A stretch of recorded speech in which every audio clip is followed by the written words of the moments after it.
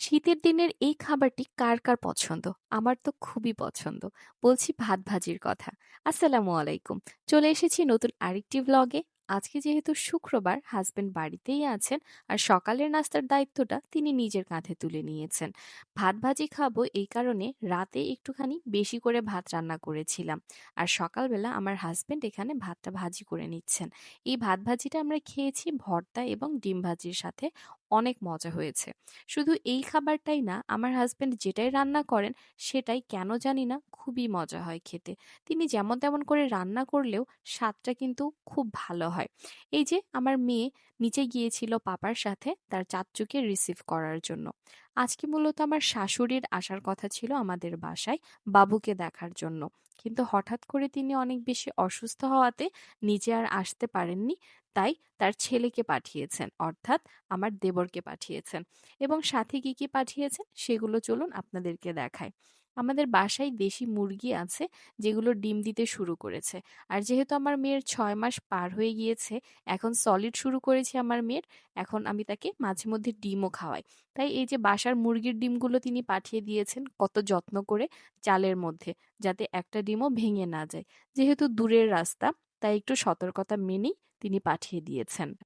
বাবুর জন্য পাঠিয়েছেন ডিম আর আমাদের জন্য পাঠিয়েছেন রান্না করা খাবার। আমার শাশুড়ির ইচ্ছা ছিল তিনি নিজ হাতে রান্না বান্না করে বিভিন্ন রকমের পিঠা বানিয়ে নিয়ে আসবেন। কিন্তু যেহেতু হঠাৎ করে অসুস্থ হয়ে পড়েন, তাই আমরা নিজে থেকেই তাকে বারণ করেছি যেন তিনি কোনো রকম আর বাড়তি চাপ না নেন। কারণ অসুস্থ শরীর নিয়ে রান্না করাটা অনেক কষ্টের। কিন্তু তারপরেও দেখুন, তিনি আমাদের জন্য এই যে মুরগির মাংস এবং রাজহাঁসের মাংস রান্না করে পাঠিয়েছেন।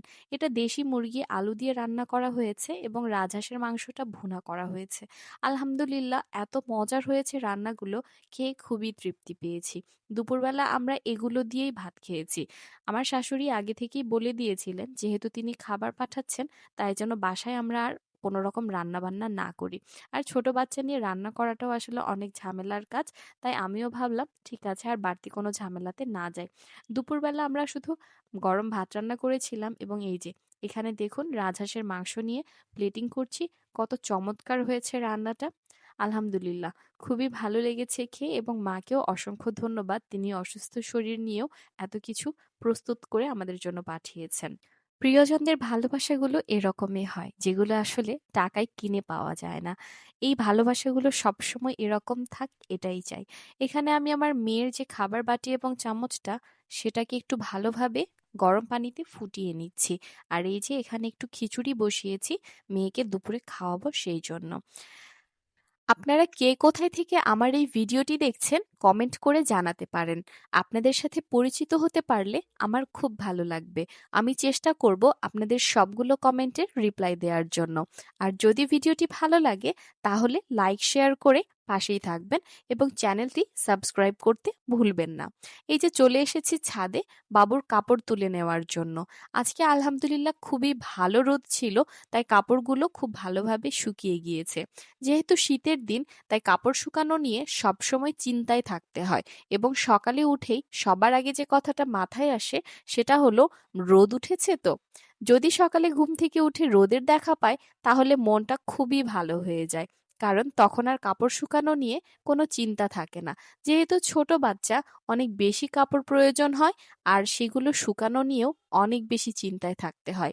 সকাল সকাল কাপড় ধুয়ে দেওয়ার কারণে বেলা থাকতেই সবগুলো কাপড় খুব ভালোভাবে শুকিয়ে গিয়েছে। আর এই যে এখন বাবুর মোজাগুলো তুলে নিচ্ছি। কাপড় তোলা শেষ, মোটামুটি প্রায় ঝুড়ি ভরেই গিয়েছে। একটা ঝুড়ি ভর্তি কাপড় নিয়ে যাচ্ছি। এখন চলুন বাসায় ফেরা যাক। যাই হোক, এই ঝুড়িটা আমাকে আমার দাদি দিয়েছেন বাবুর কাপড় তোলার জন্য। খুবই সুবিধা হয়, খুবই হ্যান্ডি একটা জিনিস। কারণ ছোট ছোট কাপড়গুলো হাতে করে নিয়ে নামতে খুবই অসুবিধা হচ্ছিল। আর ঝুড়িটা হওয়াতে সবগুলো কাপড় একসাথে তুললে সেগুলো নিচে নামতে নামতে আর হাত থেকে পড়ে যাওয়ার কোনো সম্ভাবনা নেই। তাই খুব নির্বিঘ্নে ঝুড়িতে করে কাপড় নিয়ে ঘরে আসা যায় ছাদ থেকে। এই তো বাসায় চলে এসেছি এবং বাসায় চলে এসেই যেটা প্রথমে কানে এলো সেটা হচ্ছে বাবুর কান্না। কেননা এতক্ষণ সে আমাকে দেখতে না পেয়ে খুব অস্থির হয়ে গিয়েছিল। ছাদে যাওয়ার আগে বাবুকে তার চাচ্চুর কাছে রেখে গিয়েছিলাম। এতক্ষণ সে স্বচ্ছন্দেই চাচ্চুর সাথে খেলেছে, কিন্তু এখন আর কোনোভাবেই থাকবে না। কারণ ভীষণ ঘুম পেয়েছে যে। আর ঘুম পেলে তো মাম্মাকে চাইই চাই। মাম্মার কোল ছাড়া কি আর ঘুম আসে? এই যে কোলে নিয়ে বাবুকে কিছুক্ষণ খাওয়াতে না খাওয়াতেই সে ঘুমের কোলে একদম ঢলে পড়ল। দেখুন না কি পরিমাণ ঘুমে আচ্ছন্ন হয়ে গিয়েছে। ঘুমালে কত শান্ত দেখায়, অথচ যখন জেগে থাকে পুরো বাড়িটাকে মাথায় করে রাখে। এই ছোট্ট ছোট্ট যে প্রাণগুলো রয়েছে আমাদের বাসায়, আমাদের সবার বাড়িতে, এই প্রাণগুলোই কিন্তু আমাদের আনন্দের, আমাদের হাসি খুশির এক একটা উৎস। যতক্ষণ তারা বাড়িটাকে মাতিয়ে রাখে মনে হয় এ যেন বাড়ি নয়, একটা স্বর্গ। বাবু ঘুমিয়ে থাকতে থাকতেই চিন্তা করলাম, যেহেতু আবার সন্ধ্যার পরে আরেকবার খাবার দিতে হবে, তাই সেই খাবারটা এখনই রেডি করা যাক। কেননা বাবু ঘুম থেকে ওঠার পরে ছোট বাচ্চা নিয়ে কাজ করাটা অনেক বেশি টাফ হয়ে যাবে। তাই আমি সে ঘুমিয়ে থাকতে থাকতেই তার খাবারটা রেডি করার জন্য চলে এলাম। এখানে আমি একটা মিষ্টি কুমড়া বের করে নিয়েছি এবং আজকে মিষ্টি কুমড়ার পিউরি তৈরি করে দিব। এর আগেও আমি বাবুকে মিষ্টি কুমড়া দিয়েছিলাম। যেহেতু আমি 3 ডে রুল ফলো করে খাবার দিচ্ছি, তাই এর আগে যখন খাবারটা দিয়েছিলাম তখন কোনো রকম সমস্যা হয়নি দেখে আজকে আবারও সেই খাবারটা দ্বিতীয়বার ট্রাই করছি। প্রথমে মিষ্টি কুমড়াটাকে খুব ভালোভাবে ছিলে নিয়েছি এবং তারপরে পাতলা পাতলা স্লাইস করে নিচ্ছি। কারণ যেহেতু এটা পাতলা করে স্লাইস করে নেওয়া হচ্ছে, তাই এটা সিদ্ধ হতে অনেক কম সময় লাগবে। আর আজকে শুধু মিষ্টি কুমড়া এটা এককভাবে দিব না, এর সাথে কিছুটা চাল অ্যাড করে দিব। তাহলে যেটা হবে, এটা কিছুক্ষণ পেটে থাকবে। আর শুধু মিষ্টি কুমড়া তো খুব তাড়াতাড়ি হজম হয়ে যাবে, তাই এটাকে কিছুটা সবজি খিচুড়ির মতো করেই বানিয়ে নিলাম। এই তো আমার সবজি খিচুড়ি রেডি, আর এদিকে আমার রাজকন্যার ঘুমের স্লটটাও কমপ্লিট হয়ে গিয়েছে। সে তার ঘুম থেকে উঠে গিয়েছে। দেখুন না এতক্ষণ ঘুমিয়েছিল, পুরো বাড়িটা কেমন শান্ত হয়েছিল। আর যেই ঘুম থেকে উঠলো মনে হচ্ছে বাড়িটা খুশিতে গমগম করছে, বাড়ি ভর্তি মানুষ। এই ছোট্ট একটা প্রাণ পুরো বাড়িটাকে কেমন মাতিয়ে রাখে। চলে এলাম আমার মেয়েকে খাবার খাওয়াতে। এই যে খিচুড়িটা খাওয়াচ্ছি, সে বেশ ভালোভাবে আনন্দ নিয়েই খাচ্ছে। এই খিচুড়িতে আমি অ্যাড করেছি একটুখানি হলুদের গুঁড়া আর কিছুটা ঘি। বাচ্চাদের খাবারে ঘি অ্যাড করার বেশ কিছু উপকারিতা রয়েছে। ঘি বাচ্চাদের হজমে সাহায্য করে এবং কোষ্ঠকাঠিন্য দূর করে। সেই সাথে শিশুর মেধা বিকাশেও যথেষ্ট ভূমিকা রাখে এবং রোগ প্রতিরোধ ক্ষমতা বাড়ায়। তাই আপনারা চাইলে আপনাদের বাচ্চার খাবারেও সামান্য পরিমাণে ঘি মেশাতে পারেন। তবে অবশ্যই সেটা যেন বেশি না হয়, সেদিকেও খেয়াল রাখবেন।